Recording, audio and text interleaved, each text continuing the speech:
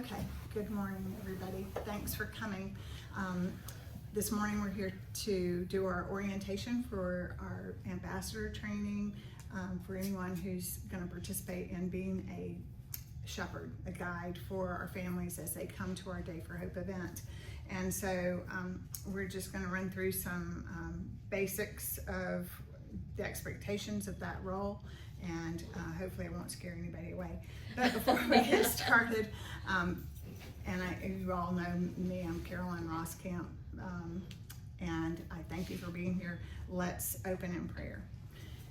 Dear Heavenly Father, I am so grateful for each person here, and I'm so grateful for all the blessings that you shower on us, that we're able to provide this great event to help children be prepared for that first day of school.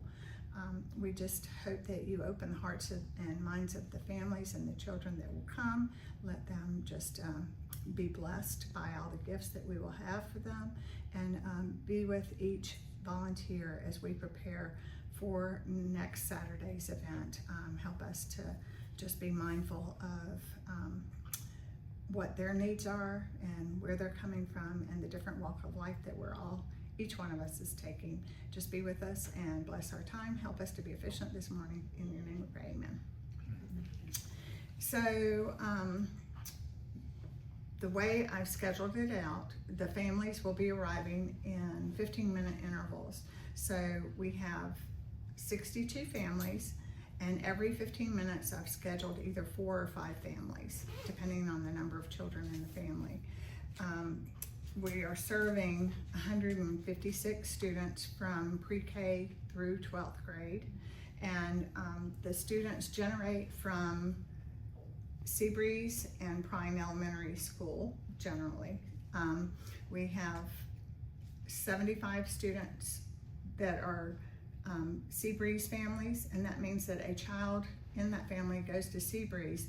We don't just serve that child, we serve the entire school-aged family. So if they have older siblings in high school or anywhere up to 12th grade in Manatee County schools, then we serve them. Then we are also serving 76 children from Prime Elementary School. We're sort of situated right in between. And then we have 5 other children who have been identified through our church. So the families will have to arrive with the registered parent. So one parent or one guardian registered the students through the school, and then the communication fell to us. So that registered adult needs to be present because we're going to be looking for their ID, and if it's going to be somebody different, they know that they have to notify me prior to the beginning of the event. You won't have to worry about that part. Registration's going to cover that, but I'm just telling you that then each family that's registered, every student that is registered in that family has to be present. We're not giving the supplies out to children who are not attending unless there's a medical reason. There has to be a really good reason, and they have to notify me ahead of time so that we know. Last year we had 2 children in hospital. Obviously we weren't gonna penalize the family, and but at the same time we can't start a trend of giving the items to people that show up without their children, because then next year nobody's going to show up. They're going to think they can come late and get their goods and services without actually participating in the event. Our largest family has 6 children registered, and I believe there's only one 6-child family coming. I think we might have 1 or 2 5s, and then down from there. The families are going to be guided. They're going to come in the first driveway off of Cortez onto our property into the administrative lot. And I don't know, most of you probably parked out here, but then we're going to be checking right before they even get out of the car that they have their ID and they have their children with them. And that's a good chance for them to go right back out the second driveway and go home and get whoever or whatever they forgot. But if they are here at the right event, and that's another thing, there's, I think, 4 other events, Day for Hope events happening across the 2 counties, Manatee and Sarasota County, on Saturday. We want to make sure they're at the right event. So if they are supposed to be here and they're registered and they have what they need, then the check-in team will then guide them to come onto the back main parking lot of the church, which is going to be reserved for the families, because we need them to be able to park as close to the back of Frangle as possible, because we'll be loading all the things that they're going to get into the car back there. Where you're going to park, now if you attended the regular training, this is sort of a repeat of information, but the volunteers are all parking along the drive along Cortez or across the street at the Manatee Dermatology. So the volunteer parking is right here across from RJ Gators, or over in their lot, being mindful of leaving the first 2 spots open for the doctor right in front of the front doors of the doctor's office, but families parking back here. Okay, so who is an ambassador? Basically, you're the responsible tour guide for each family. So you're going to be, as the families come in and they're checked in the entrance of our sanctuary, then I have a volunteer who will be coordinating with an ambassador to match up with that family, and then you are with that family the entire time they're on the campus. And we anticipate that their time here on the campus may run about an hour. It may be less, and it could be a little longer. It sort of depends on the family, because we have some community resources here. They may want to skip all that. They may not want the hearing and vision checks by the Lions Club, or they may not want to visit with some of the other booths that are going to be provided. They may not want to go to the prayer station. They may not want their portrait taken. So, or they may want to do all of it. So I can't tell you exactly how long you're going to be with the family, but just know that you're with that family the entire time they're on the campus. And why do we do that? Because you're going to be able to stay with them, guide them, and make sure that they get to everything that they need to, or that they should get to, and you're going to help them stay together as a family unit. I know you all have been. Just keep praying for yourselves in preparation for this, because you just don't know what kind of conversations you're going to wind up in with these families and their children, and we want to just show them the love of Christ and the love in your heart and the acceptance and the welcoming to be a part of this. So, but also, we want to pray for them that they're coming ready for all that we have to offer them on Saturday. The most important thing to me about an ambassador is that this is one chance that we're getting them to come into the church, and it's our opportunity to be an ambassador for Christ. But at the very minimum, if we're showing that we are accepting them and we're just being cheerful and patient, then they're going to have a good experience. Look for opportunities to share answer prayers if that's on your heart. I can't tell you how to go through that hour together. You're going to be able to gauge when you're with the family what you're comfortable with and what they're comfortable with. But you may have a faith journey that they may say something and you may relate to, and if you're open and willing to sharing that, that's fine. But ultimately, we want to keep our conversations not too private, not too personal, simply because this is the first time you're meeting these families, and we want to develop relationships with them. We want them to know they're welcome, but at the same time, we've got to protect ourselves and them. So we want to be mindful of privacy concerns too. So we want to be respectful. Everything that you do with the family is an ask. We're not saying you have to go here, you have to do that. You're asking them. And if prayer is what you're all about, I encourage you. You are more than welcome to pray silently before you're partnered with a family, but don't just assume that you can walk up and say, oh, let's pray before we start. We don't know where they're coming from. We don't know what religion they're coming from. And that's not the important part. The important part is us getting them ready for school. So you want to ask them permission. It's illegal to say you must pray, and it's also illegal to say you have to go to the prayer station.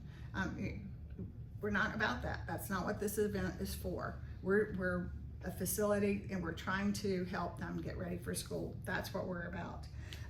And also, while I'm discouraging volunteers from taking photos with the children and the families, because this is a child event and we're trying to protect the children, if for whatever reason you do wind up in a situation where you're taking a picture, you have to ask first. Ask the parent permission and ask the child permission. Don't just assume you can be snapping pictures of them while they're getting their backpacks, because we want to respect their privacy. We've gone, Hope for Communities has made efforts to get backpacks that look like backpacks that everybody else is getting, so that when they show up at school, they're not easily identified. Oh, you went to one of those programs because your backpack looks. So we're just trying to be respectful.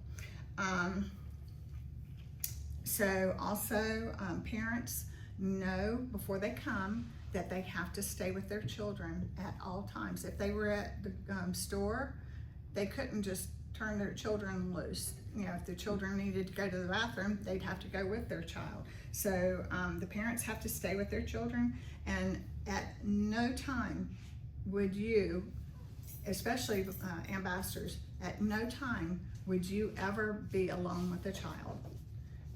We're not babysitting, and we're not responsible for the children. You're shepherding the whole family, and you're keeping them all together. So if somebody has to go to the bathroom, you're going to escort them to the bathrooms, wait in the little entrance way and for them to come back out, and then continue on your guided tour. Okay, so with that said, there's 2 routes that you're going to follow, and most of you did attend the training, so I won't spend a whole lot of time on this, but the carpet will be dotted with the orange line and the green line, and then the numbers will be on the wall in the order that you would be traveling through the facility or the campus. So, and they're not the same, like orange and green don't match up, so the reason is we're trying to stagger families so that we don't wind up with lines at any particular station. Imagine if they came into registration and then we sent everybody to the portrait station. Well, we'd have a line all the way back out to Cortez with people waiting to get their portraits done. Mm-hmm. Whereas if we split them up and have them going in different directions, well, while this family's at portrait, this family's doing the community services or whatever. So a lot of thought has been given to how we are routing families through here, through Kirkwood's property. So I would just encourage you not to reinvent the wheel. Follow that path, and you're going to get a map from registration. When you're assigned to a family, they're going to tell you which route you're going to follow. And so you'll have a map in your hand that has that route on the paper, and it's also going to have the list of the stations with the numbers so that you'll know where you're going next. Now, if you get to a station and there is a backlog, so if you go to the Lions Club station where they're checking vision and hearing, and there's a little bit of a wait, then yes, you could skip ahead 1 station, but then go right back. And don't skip more than 1. 1 and then go back. That should give time for the wait to be relieved. Let's see. They're used to waiting in lines. I'm used to waiting in lines. So go by their anxiousness, not yours.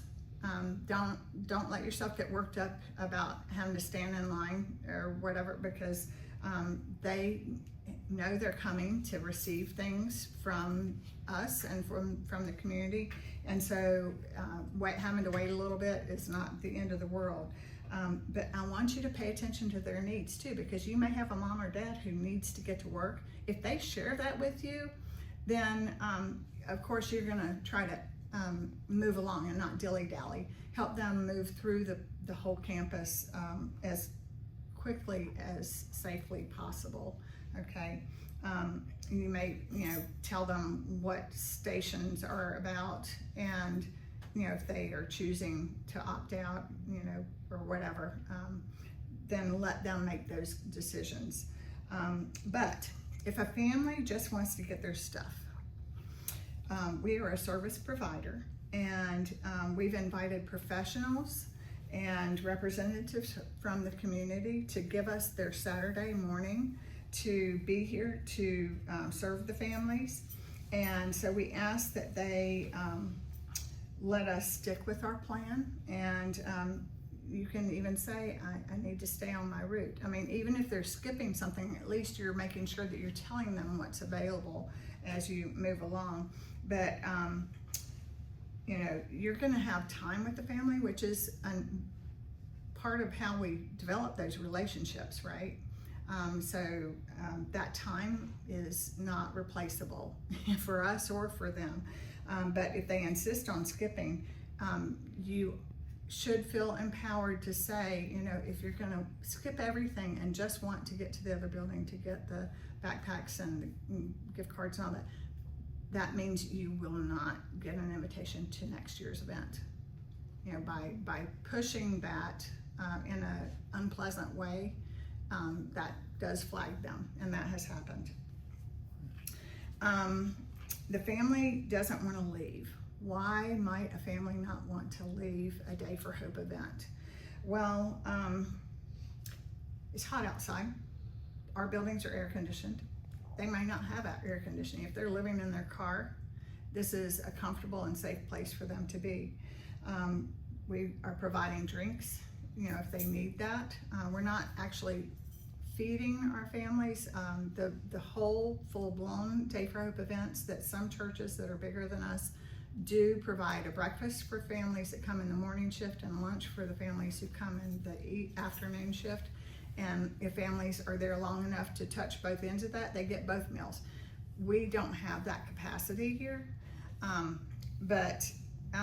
so that would be another reason. But we will give them water and make our facility available to them while we're open.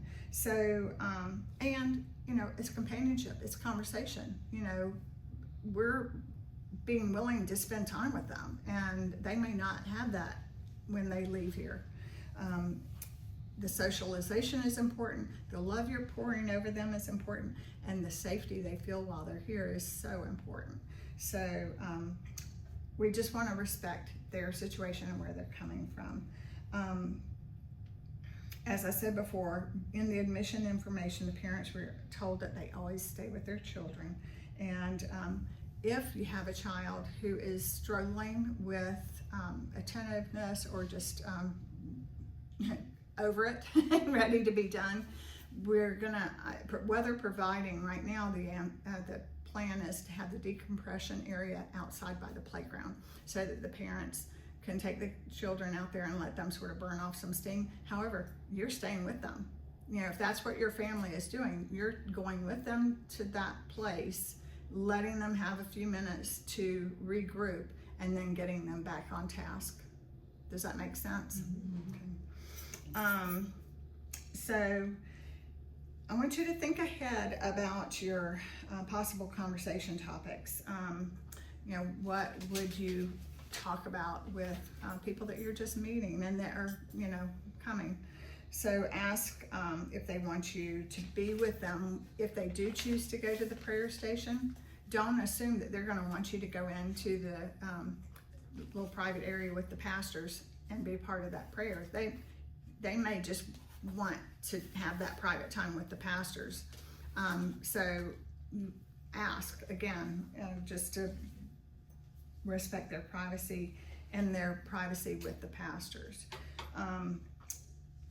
You can say, when I get nervous, I like to talk to Jesus, and can I pray with you? If that's something that's happening, maybe when the child is needing to go out and let off some steam, but I'm not saying that's what you have to do. You're going to be able to judge the situation that you're dealing with. But think ahead of how you might offer the prayer at each station too, if that's something you're going to do. If you just want to say, God bless these backpacks, or, something very, very short and simple, but not overbearing to the families. We don't want to get into 15-minute prayers for each thing that we're giving them. They already are very appreciative. I have had many communications with the families already, starting in the spring, and each time several of them are responding back, thank you so much. We are so grateful for everything you're doing. They are more than aware of what we're giving them. So anyway, sharing examples of how your prayers have been answered, though, I will say, could give a parent encouragement who is looking for a home, or is struggling to figure out how to feed their family. So it could be just a reminder to them that maybe they grew up in the church, or maybe they didn't. But it could be an indicator to them that we believe that God answers prayers. So just keep that in mind. And if you feel led to share part of your faith journey, that's fine. Especially if you've experienced a modern day miracle. They're looking for miracles in their lives. They're looking for relief. So you can't possibly know how the things that you say are going to impact that family. You may never know how something you say triggers something in them, and gives them pause or gives them encouragement. So, and that's what we want. We want to be positive. I just want you to feel that you're showering them with love and joy, okay? There's some do's and don'ts. So every person will have a name tag on, and all the volunteers will have a tag that just has first name only. Yours as well, first name only. We're not going to share last names. This is not the time to start getting yourself in a situation where you're getting contacted by the families that you shepherd. So they are going to have name tags as well, and the children's name tag will have their first and last name, because a lot of times the last name of the child is different than the parent or guardian's last name, and when they show up at the stations will need to know who they're looking up. I wish I'd brought one in here, but the children are going to have a tag that has little images for each of the stations they're going to, and those are going to get hole punched at every station. That's how we're going to know before they leave the other building that they actually did receive the services. If it's not hole punched, then we can either ask the ambassador at checkout, why is Sally's not hole punched here? And the ambassador's going to be saying, well, the family opted out. But just so that we make sure that that's why they're not getting their portrait, or that's not why they are not getting something. So the children's badges all will have those hole punches, and that way when they get out to the car, they're not going to come back and say, oh, well, we're missing a backpack. Well, we've already collected their tags, we've already looked at the hole punches, we know who's before they leave the building, before they leave the campus to the parking lot, we're going to know that they're all set to leave. I encourage you to share information about church and how important church is to you, particularly if you're inclined to share about our youth group or our Sunday school program, youth services, that kind of thing. And that goes for Emmanuel as well. I mean, it's not a Kirkwood specific event. We're working together with Emmanuel United Methodist, who's pretty much sponsored half of the students that are coming. So we want to just let them know why we have the feelings we do about our church, your church, whatever church. So again, don't share personal information. Don't share your last name, your address, your phone number, where you work. Keep personal information personal for now. Again, I know I said that before, but we just really, I can't stress that enough. Don't ask them for any of that information either. Hofer Communities and Kirkwood and Emmanuel have the registration information with addresses and phone numbers, and the children's schools and the grades and all that. But we don't want a family to think that every volunteer in the room knows all that information, because that's not true. You don't know it, but we have that we have to have that information, because we're checking with Hofer Communities does a check to make sure that families are registered at only one event. There are 15 events across the 2 counties this year. Our August 2nd is the 4th of 4 weekends where Day for Hope events are happening, and they want to make sure that a family hasn't already been served before they come to me or to us. So we collect that information, but we don't share that, and we definitely don't want to ask them to tell that to you as a volunteer. The goal is to develop relationships, but like I said, that takes time. We don't want to ask them or their children anything that you wouldn't want someone to ask of your children or your grandchildren. Keep the conversations generic. Don't put yourself in the position of knowing where a child is going to be at any specific time. So if they say something about their child is playing on the same ball team as your grandson, that's okay to know that, but don't then start talking about the specifics of a game, because we don't want it to come back to you that you knew or that they shared knowledge with you about where their child was at any time, because this becomes important if something happens to that child. If that child goes missing, then they're going to go and have the parent recounting everybody and anybody that might have known where their child was going to be at a time. You don't want to be in that list. So if a family shares personal concern or an issue, please don't try to fix them. Find a pastor. Where the pastor is going to be, they're going to be at the prayer station in the sanctuary. Take time out to take the family back to the prayer station to get them with the pastor, so the pastors can work through whatever issue is being presented. So I just encourage you not to start dealing with things that are over your head, or that's not what I'm asking you to do. We have the people on campus that can help them. I just need you to be their guide, okay? If you ever hear of someone threatening themselves or someone else, that must be reported immediately, and so you are going to go directly with them to the pastor and let the pastors deal with that situation. Don't wear anything that you're not willing to give away. I remember years ago, a volunteer wore a very sentimental necklace, and a child just was, the whole time they were shepherding, commenting about how beautiful, loved the necklace, just thought it was so pretty, and and the woman wound up giving it to the child. she just felt like she needed to do that. Well, okay, that's fine, except for we don't need to be in that situation. And while that was a really sweet and thoughtful, willingness on that volunteer's part, that's not what I'm asking you to do either. So they're going to be sweet little faces looking up at you. So just keep that in mind. And also, you really don't want to encumber yourself by carrying or having extra stuff. You want your hands free, because the first thing you're going to get from the registration table is an envelope for each family that's going to have their community resource, some of the resource information, the letters from the pastors.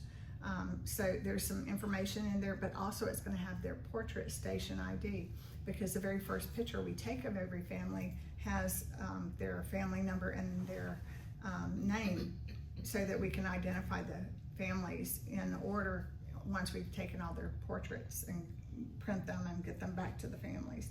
So I want your hands to be free to help them load their wagons and get their things.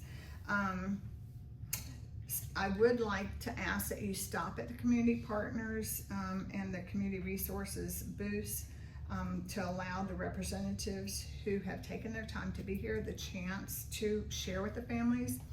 These are organizations that are offering free services to the families. families may not know about the services, so we want to make sure that they have the opportunity. But what I'm doing this year too is for each station and for each nonprofit that's going to be here, I'm giving you a card that's going to have who is here, what community resources here, and just in a nutshell, what their mission is. And it'll be in English and Spanish. So we do have 13 Spanish families that will come, and I've scheduled them all in the first hour.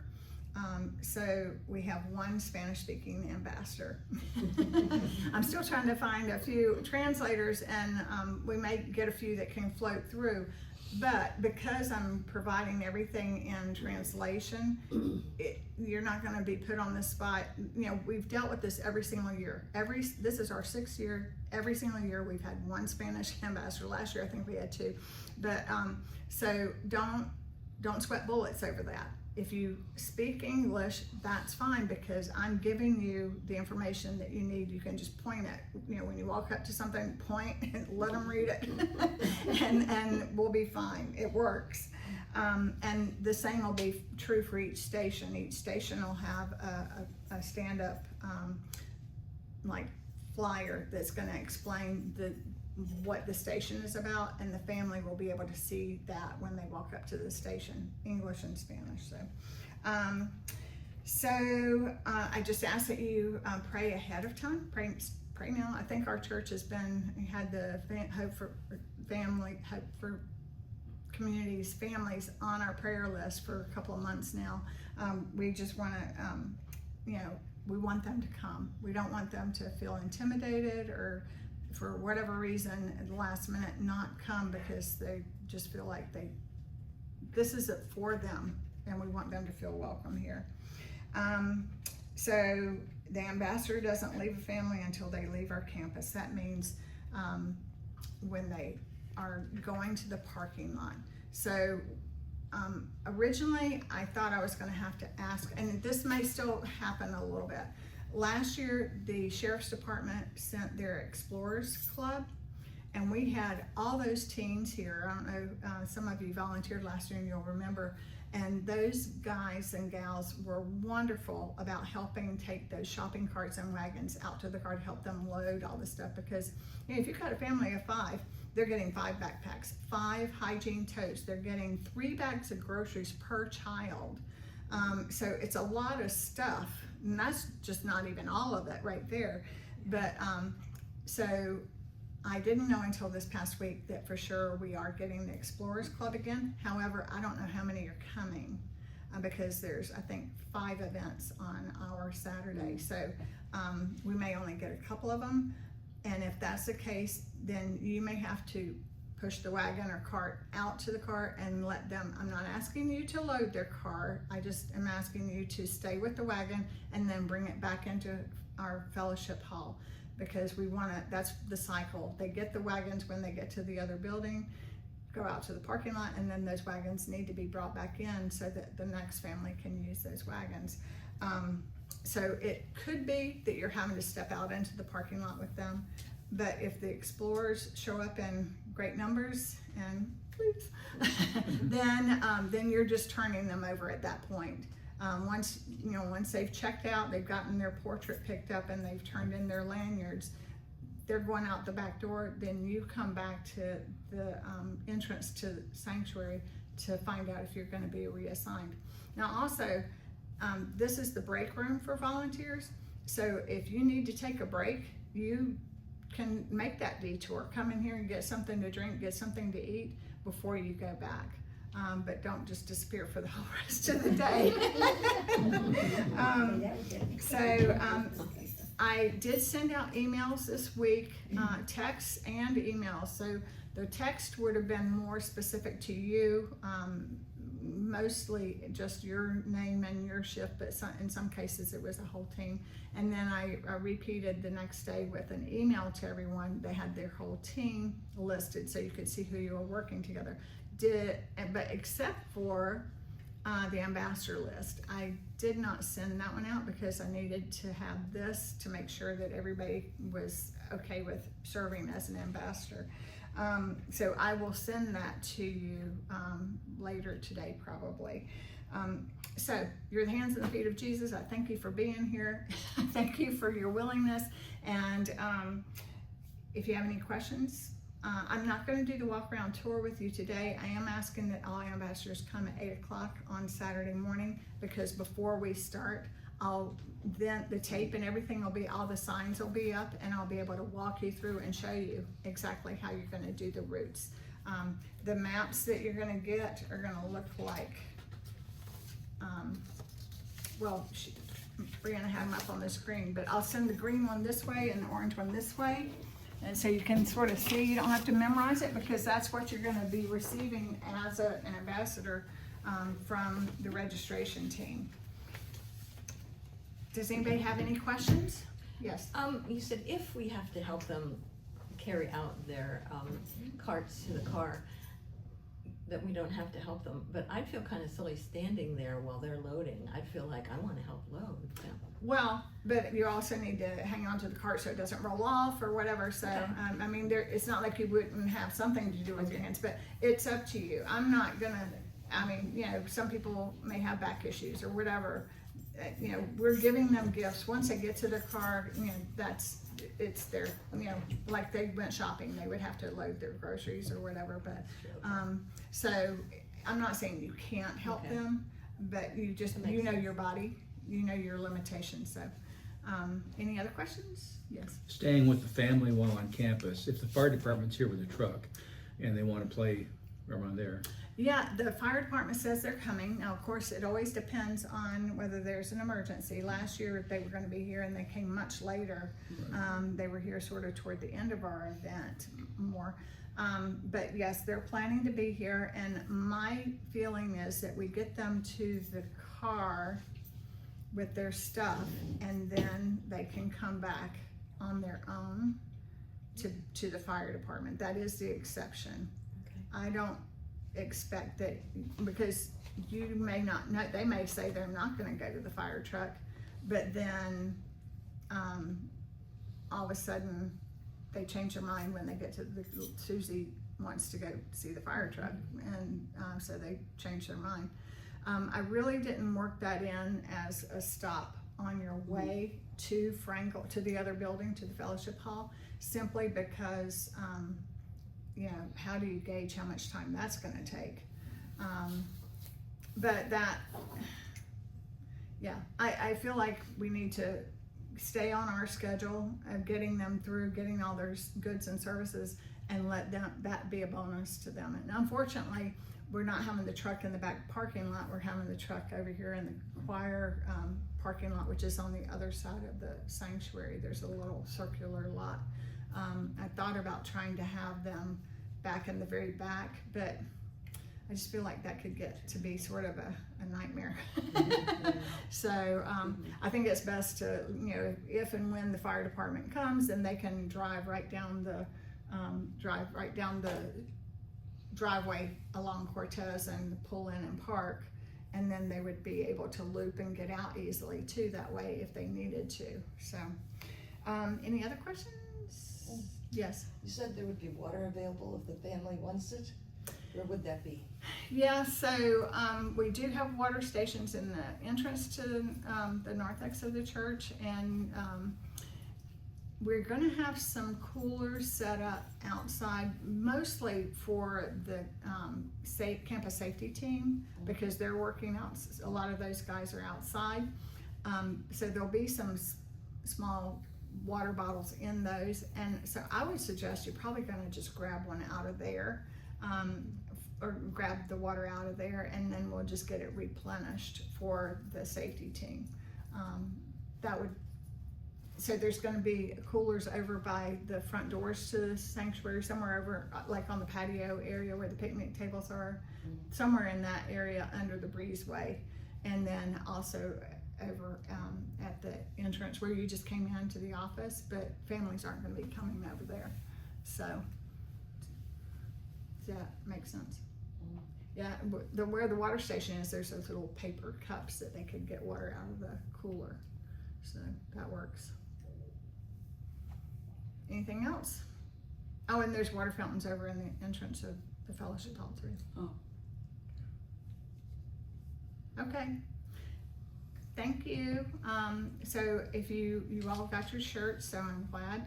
Make sure that you arrive with your shirts on, and then know that you're going to arrive to the office and check in, because we absolutely have to know who is here for the shifts, and then when you leave, you'll also sign out. We have volunteers who are going to be manning the office and checking volunteers in and out. So, on the list you sent me, you said I was on the cleanup team also. Do we just check out after the cleanup? I hope you signed up for that and I didn't just assign you. I Some people told always you to like, my put- son, I okay, told you to yes, put you're me wherever you wanted me, so I'm just Yeah. asking. We sign out after we're finished, or? Yeah, I don't, she's not gonna be sitting there until, because that would be sort of, I would, once you're finished with your shift of serving the event, I would let her know that, you know, you're Okay. done. But then we're gonna go straight into trying to reset the sanctuary, cause all those Okay. chairs and things are getting moved, so, Okay. alright. Anything else? You do an outstanding job. Oh, That thanks. makes sense. Yeah. Thank you. Thank you. Well, hey, it takes a village to do Oh. this. It's a lot. It's a big event, and we couldn't do it without the support of Emmanuel. And we have staff from Seabreeze and Prime, and actually another district employee, as well as extended family of volunteers. And Somebody has to coordinate it. Right. Yeah. Yeah. so, well, you know what? It's a blessing to be able to do it. So I'm glad that we can do this, and I think it's a wonderful event. And you know, honestly, I get these notes from the families back, and while they're writing them back to me because I'm the one that's contacting them, but those messages are really for all of you, because you know, I'm just the representative of our Day for Hope volunteer team. But yeah, it's a great thing that we're doing. All right, thank you so much. I hope you have a blessed day.